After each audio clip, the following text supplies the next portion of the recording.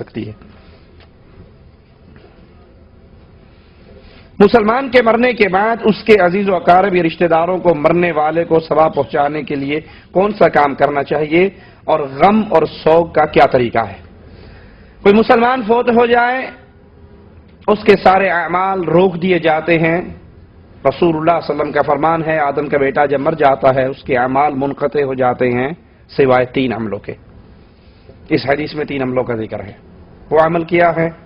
صدقۃ جاریہ، کہیں درخت لگوا گیا، کہیں کنواں کھدوا گیا، کہیں ہسپتال بنوا گیا، کہیں مسجد بنا گیا، کہیں مدرسہ بنا گیا۔ وہ عمل جو مرنے کے بعد بھی اس کا صدقہ جاری ہے، لوگ اس سے فائدہ اٹھا رہے ہیں، اس کا ثواب مرنے کے بعد بھی اس کو ملتا رہتا ہے۔ دوسرا وہ علم جو پڑھا کر گیا، کسی کو قرآن پڑھنا نہیں آتا اس کو قرآن سکھا گیا، کسی کو نماز پڑھنے کا طریقہ نہیں آتا اس کو نماز سکھا گیا، ٹھیک ہے، وہ علم جو پڑھا کر گیا۔ اور تیسرا ولد صالح یدعو لہ، نیک اولاد جو مرنے کے بعد باپ کے لیے دعائے خیر کرتی رہے۔ اگر معاملہ ہوتا نا صرف ولد صالح، نیک بیٹا، تو کئی لوگوں کے لیے دروازے کھل جاتے۔ وہ سمجھتے نیک بیٹا درویشوں کو بلا کر گھر میں ختم کروائے، قرآن خوانی کروائے، مولویوں کو اکٹھا کرے، دیگ چڑھائے، ان کا پیٹ بھرے اور ان کو بھیج دے۔ حدیث وضاحت کرتی ہے ولد صالح یدعو لہ، نیک بیٹا باپ کے لیے دعا کرے۔ ایک حدیث میں آتا ہے انسان جنت میں ہے اس کے درجات بلند ہو جاتے ہیں۔ وہ کہتا ہے یا اللہ میرے پاس تو عمل کوئی نہیں، میں تو جنت میں ہوں، کوئی عمل تو نہیں کر رہا، یہ میرا درجہ کیوں بلند ہوا؟ اس کو جواب ملتا ہے تیری نیک اولاد تیرے لیے دعائیں کرتی ہے اور ان دعاؤں کی وجہ سے تیرے درجات بلند ہوتے ہیں۔ یہ جو ہمارے ہاں انڈیا پاکستان میں ایک سسٹم چلتا ہے ثواب پہنچانے کا، یہ بلٹی سسٹم مولویوں کے پیٹ تک جا کر رک جاتا ہے۔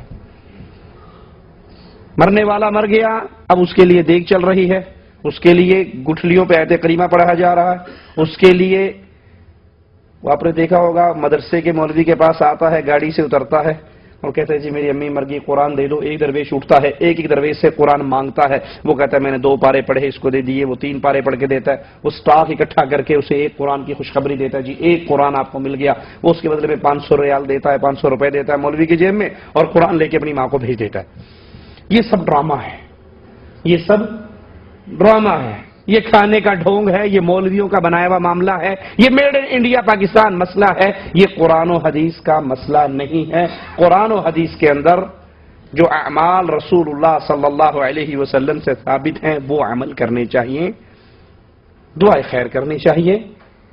اگر یہ کھاتا ہوتا کہ یہاں سے پیچھے کوئی نماز پڑھ کے بھیجتا رہے، کوئی قرآن پڑھ کے بھیجتا رہے تو امیر آدمی جیت جاتے، غریب مارا جاتا۔ امیر مرنے سے پہلے کسی مولوی کے نام 2-4 لاکھ روپے اس کے اکاؤنٹ میں ڈال جاتا کہ مولوی صاحب میں جا رہا ہوں تو لگے رہنا پیچھے۔ ہاں، جو انسان لیس للانسان الا ما سعى، انسان کو وہی ملے گا جو انسان خود کر کے گیا۔ غم اور سوگ کا کیا طریقہ ہے؟ کہیں میت ہو جائے، آپ ان کے گھر جا رہے ہیں افسوس کرنے کے لیے، تو انا للہ و انا الیہ راجعون، انا للہ ما اعطى وَلَهُ مَا أَخَذَ، ہم نے بھی اللہ کے لیے اللہ کی طرف جانا ہے اور یہ جو چلا گیا یہ بھی اللہ کی امانت تھی، ہم بھی اللہ کے ہیں، یہ بھی اللہ کا تھا، ہم باقی ہیں، اس کو اللہ لے گیا ہے، جو چاہے وہ لے جائے، جس کو چاہے چھوڑ دے، ہر چیز کا اللہ کے پاس وقت مقرر ہے۔ اصبر واحتسب، صبر کرو اور اللہ سے ثواب کی امید رکھو۔ یہ غم کا طریقہ ہے، یہ افسوس کرنے کا طریقہ ہے، اس کے لیے دعائیں خیر کرو، اس کی مردے کی نیکیوں کو یاد کرو، اس کی برائیوں پر پردہ ڈالو۔ جو ہمارے ہاں چلتا ہے افسوس کے لیے بیٹھے ہوئے ہیں، ایک آتا ہے کلام بخشو جی، وہ ہاتھ اٹھاتا ہے کلام بخشی، ابھی ہاتھ نیچے نہیں ہوتے کوئی اور آ جاتا ہے کلام بخشو جی، اس کا ہاتھ اٹھ جاتا ہے، اس کے ہاتھ ابھی نیچے نہیں ہوئے تو کلام بخشو جی۔ یہ جو کلام بخشنے کا طریقہ ہے کہ آپ گئے، آپ نے 4 کل پڑھے، آپ نے سورۃ فاتحہ پڑھی اور پڑھنے کے بعد اس کو ایصال ثواب کیا، یہ رسول اللہ صلی اللہ علیہ وسلم کی کسی حدیث سے ثابت نہیں ہے۔